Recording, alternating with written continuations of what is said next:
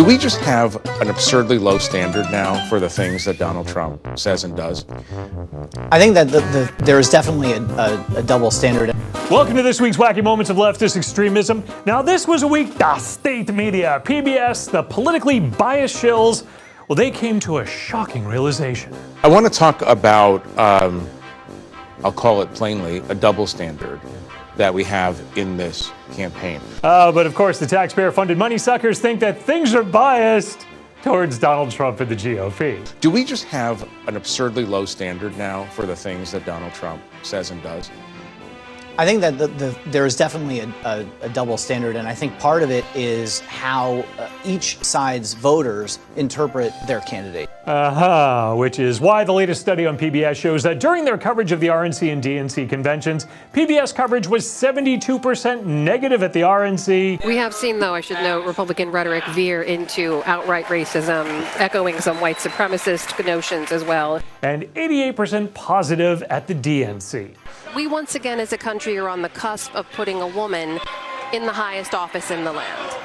And I would love for each of you, if you don't mind, to reflect on that. Because the media always gives that GOP and especially Donald Trump an easy pass, as we all well know. And I hate criticizing the mainstream media because mainly they do things right, but there is almost a desperation for them to pretend this race is like every other race. And the false moral equivalency is getting pretty bad.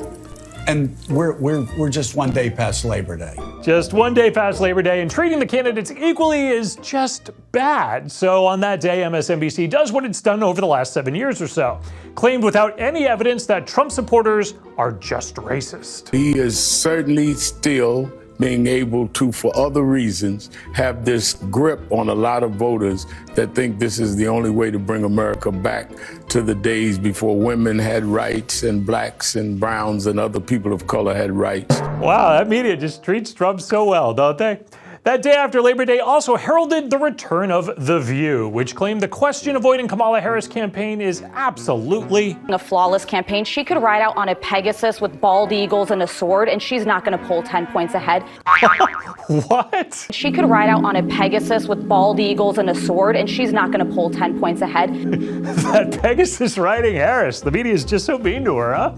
That's why when she flip-flops on an issue, it's really not a flip-flop. But I also like the way that she talked about how her positions have quote-unquote changed. To me, that sounded like pragmatism. Definitely doesn't sound like a flip-flop. It's just pragmatic to completely run away from your statements that you've made, votes you've cast, and policies you've endorsed. To me, that sounded like pragmatism. Oh, and if you're a Republican who doesn't support Harris, MSNBC is pretty sure that you hate this country. That's the most cynical crap I've ever heard. They don't even want the country to succeed. NBC just squealed with joy Wednesday morning over Jimmy McCain, the youngest son of late Senator John McCain, as he came out in support of Kamala Harris. Harris got sort of a surprise new endorsement from the youngest son of the late Senator McCain. So what motivated that? Yeah, that's right. It's Jimmy McCain. He says just weeks ago that he changed his voter registration to Democrat. But Hoda, importantly, this is the first time that he is speaking out about Mr. Trump. And since endorsements are so important to NBC, it's a wonder why they didn't cover Jeff Walz, the brother of Democrat VP Tim Walz, saying that he didn't support his brother and supports Donald Trump, as do so many relatives in the Walz family, apparently. Well, that's not worth covering. It's not as important as, say, RFK's sister being upset that her Kennedy brother endorsed Trump. Carrie Kennedy went all in for Kamala Harris. Trump is the enemy, she said. She loves her brother, but abhors what he did. We speak with RFK Jr.'s sister, Carrie Kennedy, who says she's outraged by her brother's decision. Here's the sister of RFK Jr., Carrie Kennedy. And she's going to join me live in just a few minutes. Carrie Kennedy joins me tonight. Who better to talk about this than Carrie Kennedy? The statement we heard, you called this a betrayal. Yes, just kind of like the betrayal of any journalistic standards constantly displayed by the leftist media. Now, the Associated Press this week, whoa, take a look at that post. J.D. Vance says school shootings are a fact of life. That seems a little hard to believe that he'd shrug it off like that. I don't like this. I don't like to admit this. I don't like that this is a fact of life. But if you are a psycho and you want to make headlines, you realize that our schools are soft targets. Oh, because he didn't shrug it off. It's amazing how the leftist media just doesn't see any of its bias against the GOP and Trump. But it's an election season. The polls are close. They're desperate to push their agenda. And the media is going to do its biased best, and just like a horror movie, is announcing that it's about to release a terrible sequel. What do folks in the reality-based media do in the coming weeks? Trump might have committed treason. You say the president is using mind control. What does Putin have on Trump? The U.S. president possibly working for the Russians. Is President Trump a racist?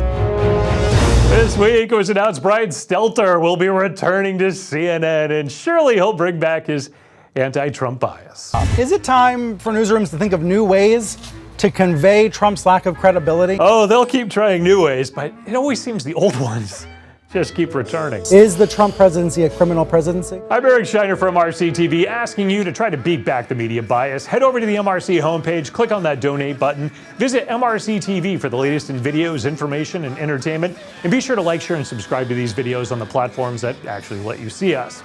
We'll return next week with another look at leftist media madness.